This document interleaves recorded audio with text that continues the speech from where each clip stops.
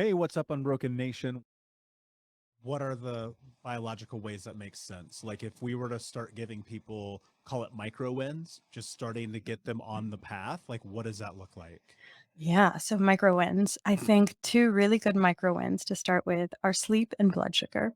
So, with sleep, every single mental health struggle under the sun is improved by better sleep.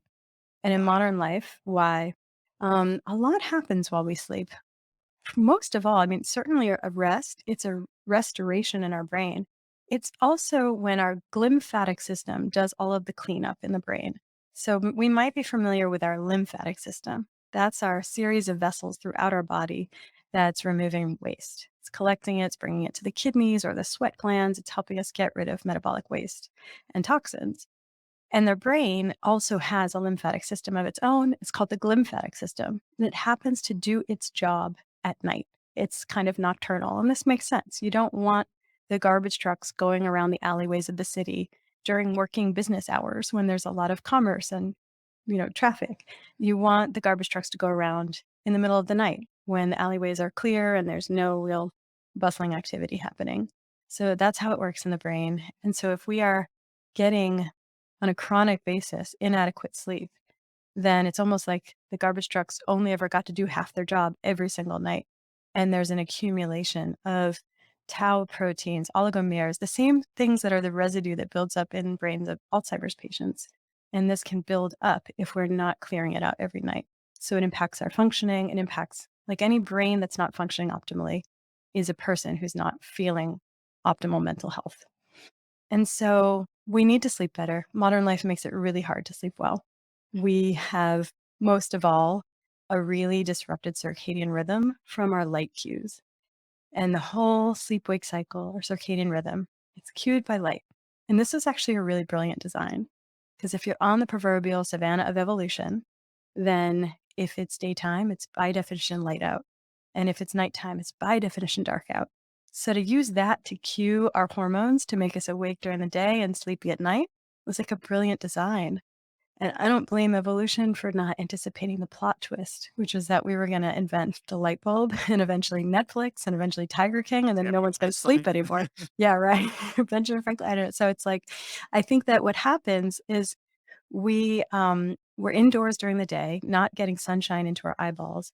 And then at night, when we should be in darkness with only the moon and fire, we're surrounded by a psychedelic light show of laptops and phone screens and overhead lighting and light pollution. And so we're never getting that cue to secrete melatonin and get sleepy. So fixing people's light cues, sunshine into their eyeballs first thing in the morning, blue blocking glasses from sunset until bedtime is a really great way to set them up for better sleep and then protect their mental health overall. So, Yeah, go ahead. no, please, I was going to say, so we have micro win number one, get Yeah. your sleep in check. Micro win number two, blood sugar. Yeah, so blood sugar. So in our modern environment, we're living with this diet that's built on a foundation of refined carbohydrates and coffee drinks that are secretly milkshakes and then rosé all day. And here we are on a blood sugar roller coaster. So when our blood sugar spikes, insulin chases it, then our blood sugar crashes. And at that point, our body responds by secreting our stress hormones, cortisol, adrenaline. That's the design. That's what cues the liver to break down the storage of starch that it keeps so we can restore normal blood sugar. Our organs don't fail. We live to see another day. It's a decent design. It's good that we have these checks and balances, but it has as this side effect a five-alarm fire of a stress response in the body. And so just because our blood sugar crashes, we are in all of these unnecessary stress responses that feel identical to anxiety or even panic or feeling easily overwhelmed. And so this is causing untold amounts of unnecessary suffering, and it's preventable.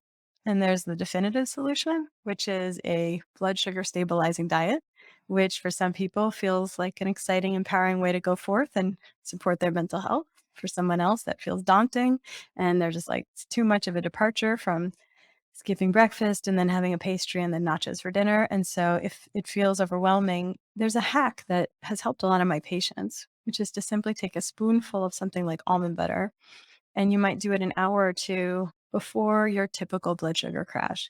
So if you are hunting for cookies at 3 in the afternoon, or picking a fight with your partner at 5 p.m., or waking up throughout the middle of the night, those are probably your blood sugar crash times. And you might take a spoonful an hour or two before that. And it gives you the safety net of stable blood sugar that will blunt a blood sugar crash. And then you don't have that unnecessary stress response.